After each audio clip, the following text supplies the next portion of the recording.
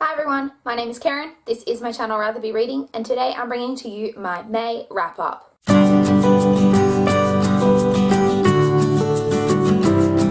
So May was a pretty decent reading month for me. I managed to complete a total of 17 books, which is really great.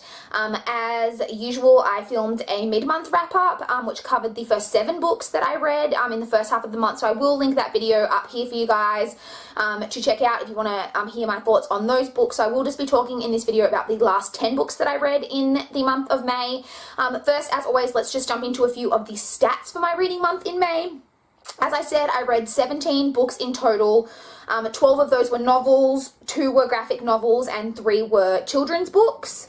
Of those books, 12 were physical books, 2 were ebooks, and 1 was an I read online, and 2 were audiobooks. Of the 16 books, not including the book online that I read online, obviously, 12 were from the library and 4 were books that I owned. So once again, I'm failing on reading more books that I own them from the library, but I did predict that because I have a lot of library due dates that I'm kind of dealing with at the moment. So, well, it's not great. I kind of expected it, so it's not too bad. I read a total of 4,944 pages in the month of May, which evened out to an average of 159 pages a day, which is actually the exact same average that I had last month, so that was really good.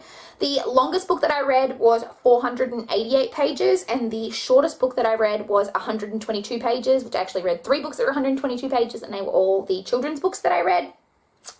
The highest star rating that I gave was a 5-star, and I also gave a 2-star this month, which was my lowest rating. So my star rating overall averaged out to 3.51 stars, which is the second worst average star rating that I have given like over the months so far, second only to January.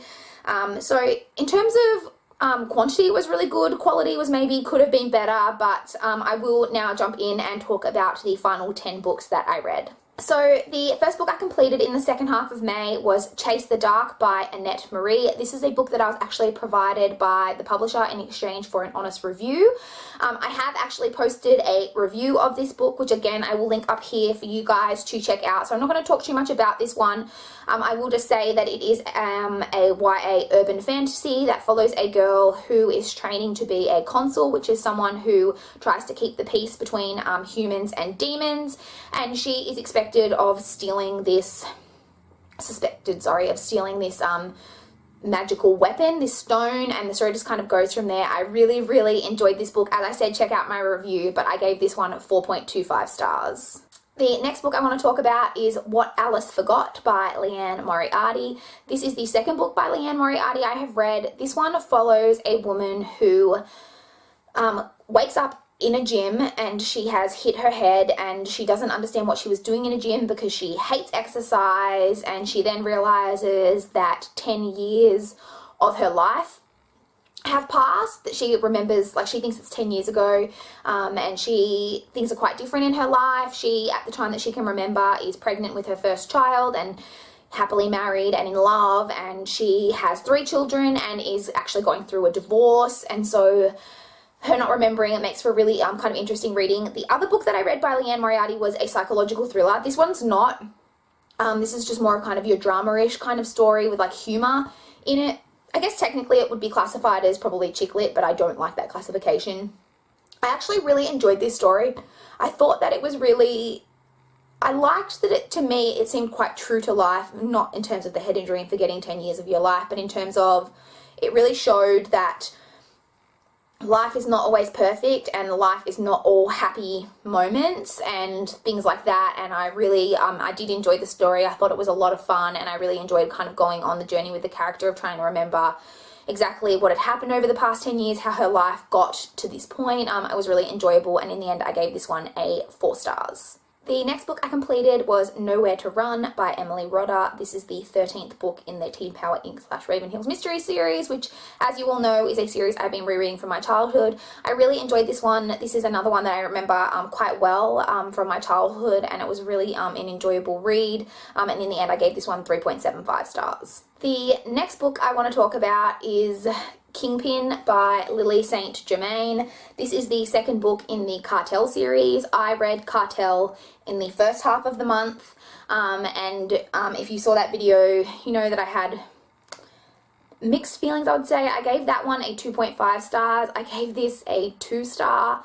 I have a lot of problems with these books. I think that this is the type of story that to me really romanticizes an abusive relationship. That's what it is.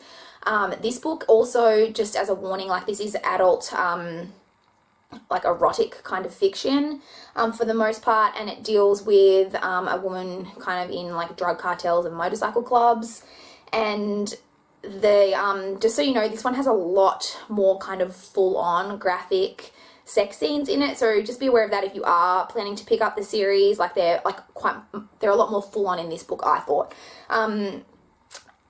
The problem I had with this book, I said when I read the last one that if you can kind of put aside the issues of it being kind of sexist and misogynistic and those things and just kind of try to read it to enjoy it, you can enjoy it a bit. The problem that I had with this one is that kind of where the storyline in this one was going, I thought cheapened everything that had happened in the first book. Like, kind of made you go, well, like, what was the point of that first book if this is, it makes what happened in the first book just be completely not make sense to me for where the author was trying to take you emotionally. It didn't work for me.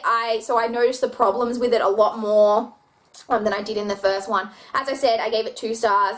This is only a trilogy, I'm pretty sure. The third book isn't out yet. I don't know whether I'll pick it up. I own these first 2. I won't buy the third one, but I do kind of want to know how it ends. So I may try to get the third book on ebook or like from my library if I can, if they get this in when the third book comes out. But yeah, by the time the third book comes out, I might not be interested at all anymore, so I'm not sure. But yeah, this was a 2-star read for me. The next 2 things that I read, I'm going to lump together because that was Morning Glories Volume 7 and Morning Glories Volume 8. Morning Glories Volume 8 I got from my library, but for some reason, despite my library having every volume, they don't have Volume 7. They have every volume but 7, which is really annoying, but I managed to find Volume 7 online. So I read Volume 7 online and then read Volume 8 from my library. It had been quite a while since I had read the previous volumes, and I think that may be a bit of a problem with the books. I had forgotten with these graphic novels, it's a very confusing story, and I had kind of forgotten just in that time a lot of the details, and I was struggling to keep up with what was going on, and I found it even more confusing than usual, and it's already a very confusing storyline. I've read 8 volumes, and I'm kind of thinking, because I believe this is an ongoing series. I know there's 10 volumes, I believe, out at the moment, so there are 2 more that I haven't read, but I believe it is an ongoing, like there will be more volumes, and I'm kind of feeling like I'm not sure whether I should continue, because if I just keep continuing to not get answers and I'm just confused, it's starting to kind of, I'm not enjoying it as much as I was at the start. So if you have read this entire series, or if you have any thoughts on the series as a whole, I would love to chat to you guys about it, because I'm just really unsure about how I'm feeling about it at the moment, but in the end I gave both of these 3 stars. Next, I read Dangerous Game by Emily Rodda. This is the 14th book in the Ravenhill Mysteries / Teen Power Inc. series. This one was a lot of fun. This one follows Tom as the narrator, and he's one of my favourite narrators. I really like Tom. And this one, again, was really, really enjoyable. I gave this one 4 stars. Next, I completed Perfect Fifths by Megan McCafferty. This is the 5th and final book in the Jessica Darling series.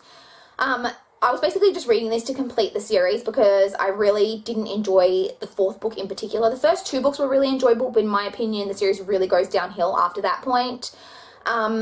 This is it's a really quick, easy read. This book in particular was extremely dialogue heavy, which makes it like it's really easy, quick reading. I didn't think that there was much point to this story, and one of the problems I had with the 4th book in particular was that I thought that the author had only written that book to kind of get the characters to this point for where she wanted for this book, and so the whole story, it just felt unnecessary to me, and it just didn't seem to have a lot of point, in my opinion. So in the end, I gave this 2.75 stars. Like, I'm glad that I finished it, and so that I know exactly what happened, but it's not a series that I would necessarily recommend. I think that you could just read the first 2 books and stop there, because it's not worth it to read the whole series, in my opinion. The next book I completed is Bind the Soul by Annette Marie. This is the second book in the Steel and Stone series. The first book I mentioned earlier is the book I was provided for review by the publisher. This book I actually bought myself on ebook. I enjoyed the first book so much that I purchased the second one so I could read it. I really enjoyed this one as well.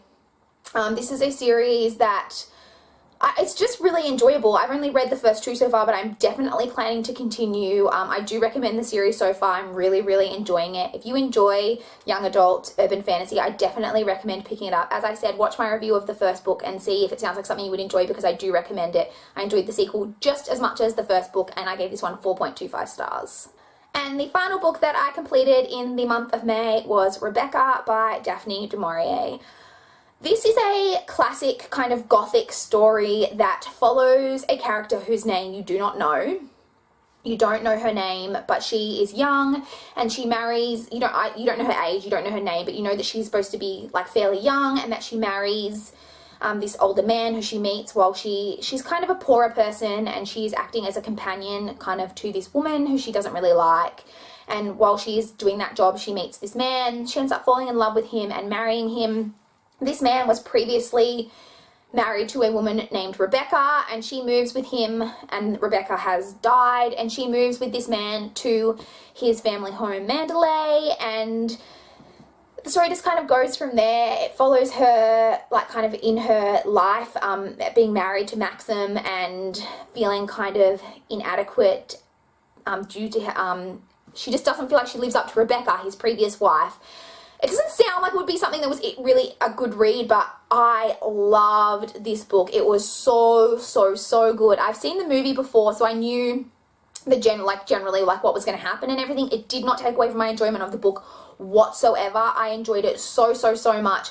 I originally picked this up to fulfill the challenge of reading a book on a summer or beach reading list, but I've decided to use this instead for the challenge of reading a book with a great opening line. This book has the opening line that you may have heard before of "Last night I dreamt I went to Mandalay again," and it's a great opening line. It really does set the kind of tone for the book. It was a great gothic. I enjoyed the characters. I have so much to talk about in this book. I actually think I might do a full review of this book because I enjoyed it so much, and I just have like a lot of thoughts about it. So stay tuned for that, because I probably will be filming that in the not too distant future, because I really enjoyed it. And if you couldn't tell, I gave this book 5 stars. So those are the final 10 books that I read in the month of May. If you have read any of these books, I would love to chat to you guys in the comments down below, or your favorite book that you read in May. I would love to chat to you guys about that. My favorite book was definitely Rebecca. It was such a good read. As I said, I'd love to chat to you guys in the comments down below. Please like this video if you liked it. Please subscribe if you want to see more from my channel. But that's all I've got for this video today. Bye guys.